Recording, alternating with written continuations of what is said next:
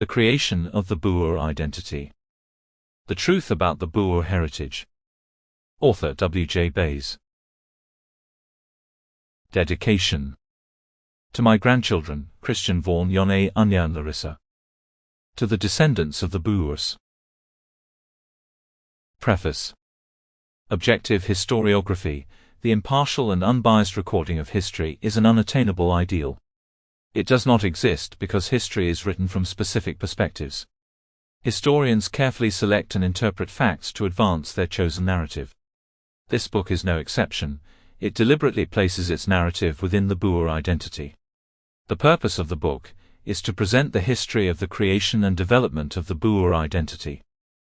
The status of white Afrikaans-speaking South Africans changed significantly after 1994 when democracy was extended to all South Africans. This change in status is evident in the altered narrative of the country's history. The focus now is on the achievement of democracy for all population groups, with specific emphasis on the role played by the black population. The history of the Afrikaans-speaking population is sometimes marginalized, and their positive contributions to the country's development are overlooked. The result is that many Afrikaans individuals either developed a sense of guilt or lost interest in their history, leading to a loss of knowledge about their collective past. History is crucial, as a people are defined by their knowledge of their collective history. Before 1994, the situation was reversed. The historical narrative in South Africa largely revolved around the white Afrikaans-speaking population, often neglecting the history of other groups.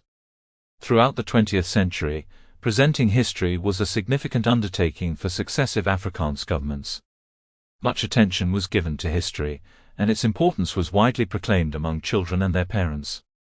The government, educational institutions, churches, cultural institutions, and the media all played their part in ensuring that the Afrikaans child knew his/her history. However, this historical presentation was primarily shaped by the ideology of Afrikaner nationalism. The story of the Boers was not told as their own.